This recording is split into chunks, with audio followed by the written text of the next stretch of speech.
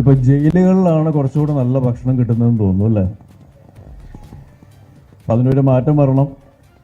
കുറ്റവാളികളെ വളർത്താനല്ല, കുറ്റമറ്റവർക്ക് ഏറ്റവും നല്ല സാഹചര്യങ്ങൾ ഒരുക്കാനായിട്ടാണ് ഏത് സർക്കാരും ശ്രമിക്കേണ്ടത്.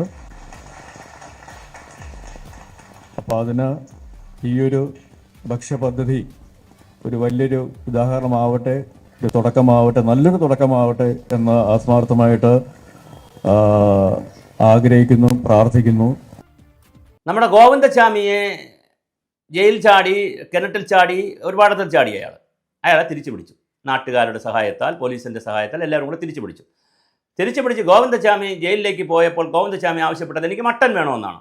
അപ്പോൾ അദ്ദേഹത്തിന് ഏറ്റവും സുരക്ഷിതമായ കണ്ണൂർ ജയിലിൽ നിന്ന് വിയ്യൂർ ജയിലിലേക്ക് കൊണ്ടുപോയി അന്ന് മട്ടൻ കൊടുത്തു. എന്നാൽ 2 ദിവസം കഴിഞ്ഞ് കൊടുക്കണ്ടേ? അപ്പോൾ മട്ടൻ കൊടുത്തു. അതിനെ തുടർന്ന് കേരളത്തിലെ മുഖ്യധാരാ പത്രങ്ങളെല്ലാം വലിയ വാർത്ത ഇട്ടു ജയിലിലെ മെനുവിനെ സംബന്ധിച്ച്. ഫുഡ് മെനു, ഭക്ഷണത്തിൻ്റെ മെനു. എന്തൊരു ഭക്ഷണമാണ്, നമ്മളൊരു വീഡിയോ തന്നെ ചെയ്താൽ.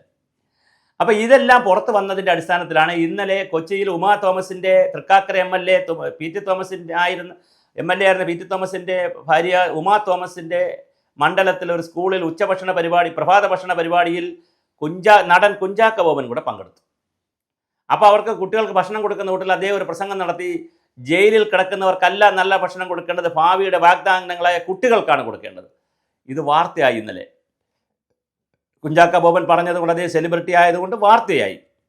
വാർത്ത കണ്ടുകൊണ്ട് നമ്മുടെ ശിവൻകുട്ടി സാർ അപ്പൂപ്പൻ, കുട്ടികളുടെ അപ്പൂപ്പൻ, എൻ്റെ അല്ല കുട്ടികളുടെ അപ്പൂപ്പൻ, ശിവൻകുട്ടി അപ്പൂപ്പൻ ഉടൻ തന്നെ രംഗത്ത് വന്നു. ഞങ്ങളുടെ മക്കൾ കഴിക്കുന്ന ആഹാരം കാണാൻ ഉച്ചയ്ക്ക് ഞങ്ങൾ കുഞ്ചാക്ക ബോബനെ സ്കൂളുകളിലേക്ക് ക്ഷണിക്കുന്നു.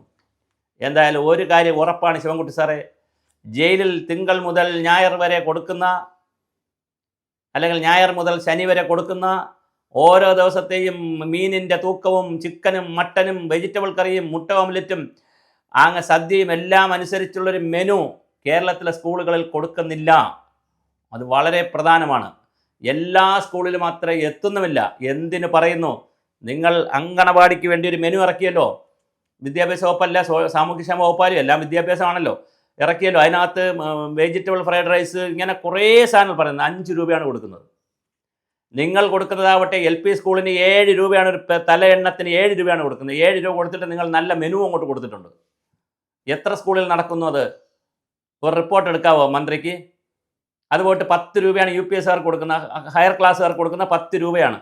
ഒരു ദിവസം 10 രൂപ കൊണ്ട് കുട്ടികൾക്ക് എന്താണ് മേടിക്കാൻ കഴിയുക? എന്നിട്ട് വലിയ മെനു അങ്ങ് കൊടുത്തിട്ടുണ്ട്. ഈ മെനു നടപ്പിലാവുന്നു എന്നാണ് പറയുന്നത്. അതെങ്ങനെയാണ് നടപ്പിലാവുന്നത്? അപ്പോൾ എന്തോ കള്ളത്തരമുണ്ടല്ലോ. ആരോ പണം എവിടെ നിന്നോ മോഷ്ടിക്കുകയോ കക്കുകയോ, അല്ലെങ്കിൽ വീട്ടിൽ നിന്ന് കൊണ്ടുവരികയോ PTA കൊണ്ടുവരികയോ പഞ്ചായത്ത് കൊണ്ടുവരികയോ, എവിടെ നിന്നോ പൈസ വേറെ വന്നാലല്ലേ പറ്റുള്ളൂ മന്ത്രി, ബഹുമാനപ്പെട്ട മന്ത്രി, അതറിയണം. അപ്പോൾ തീർച്ചയായിട്ടും താങ്കളുടെ വാദം ശരിയല്ല. താങ്കൾ ഇപ്പോൾ ഏതെങ്കിലും സ്കൂളിലേക്ക് കുഞ്ചാക്ക ബോബനെ കൂടെ വിളിച്ചുകൊണ്ട് പോയി കഴിഞ്ഞാൽ ആ സ്കൂളുകാർ ചിലപ്പോൾ അവിടെ സദ്യ ഉണ്ടാക്കി വെക്കും, അവരുടെ കയ്യിൽ നിന്ന് പൈസ ഇട്ടിട്ട്. മന്ത്രിയും കുഞ്ചാക്ക ബോബനും വരികയല്ലേ എന്ന് വിചാരിച്ചിട്ട് നല്ല അടിപൊളി ചിക്കനും സദ്യയൊക്കെ ഉണ്ടാക്കി. അതല്ല കേരളം.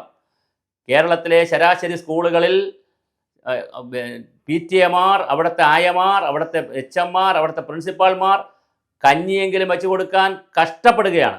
അവരെ കയ്യിൽ നിന്ന്, പോക്കറ്റിൽ നിന്ന് പൈസ എടുത്തിട്ടാണ് ചെയ്യുന്നത്.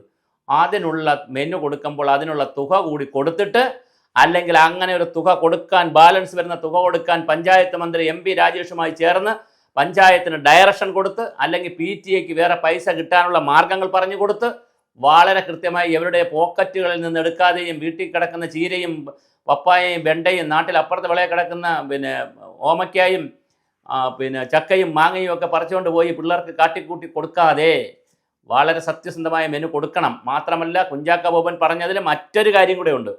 ഏറ്റവും കൂടുതൽ പോഷകാഹാരം കിട്ടേണ്ട സമയമാണ് കുട്ടികൾ, അതുകൊണ്ട് ഇന്ന് കൊടുക്കുന്നത് പോരാ എന്നൊരു അഭിപ്രായം കൂടെ ഉണ്ട്. തീർച്ചയായിട്ടും അപ്പോൾ ശിവൻകുട്ടി സാറേ, ഇത് നല്ല സംവാദമാകട്ടെ. താങ്കൾ ഇത് ഏറ്റെടുത്തത് നന്നായി. കേരളത്തിലെ സ്കൂളുകളിൽ നിന്നൊരു നല്ല റിപ്പോർട്ട് മേടിക്കുക. ഇപ്പോൾ ഒരു സുരക്ഷാ ഓഡിറ്റ് നടത്തുന്നുണ്ടല്ലോ, അതുപോലെ തന്നെ ഒരു മെനു ഓഡിറ്റ് കൂടി, ഫുഡ് ഓഡിറ്റ് കൂടി നടത്തിയാൽ നന്നായിരുന്നു. എന്തായാലും ഒരു നല്ല സമഗ്രമായൊരു സോഷ്യൽ ഓഡിറ്റ് നടക്കട്ടെ സ്കൂളുകളിൽ. അതിൽ നിന്ന് പുതിയൊരു വിദ്യാഭ്യാസ നയവും പരിപാടികളും. ഒരു കാര്യം കൂടെ പറഞ്ഞ് അവസാനിപ്പിക്കാം. നേരെ പിറകെ മുമ്പിലും പിറകിലായിട്ടിരിക്കുന്ന ബെഞ്ചുകളെയും ഡെസ്കുകളെയും മാറ്റി വട്ടത്തിലിടാൻ തീരുമാനിച്ചു. നിങ്ങൾ വട്ടത്തിലിട്ടാലും കറക്കിയിട്ടാലും നേരെയിട്ടാലും തിരിച്ചിട്ടാലും തലതിരിച്ചിട്ടാലും പിള്ളേരുടെ ക്വാളിറ്റി ഓഫ് എഡ്യൂക്കേഷൻ കൂടണമെങ്കിൽ അവിടെ പടി നടക്കണം. അവർക്ക് എഴുതാനും വായിക്കാനും കണക്ക് കൂട്ടാനും മിനിമം സയൻസും അറിയണമെങ്കിൽ അവിടെ അടിസ്ഥാന സൗകര്യങ്ങൾ കൂടിയതുകൊണ്ടോ വട്ടത്തിലിരുത്തിയത് കൊണ്ടോ നീളത്തിലിരുത്തിയത് കൊണ്ടോ നിർത്തിയത് കൊണ്ടോ ഒന്നും തീരില്ല. അവിടെ പഠനം നടക്കണം.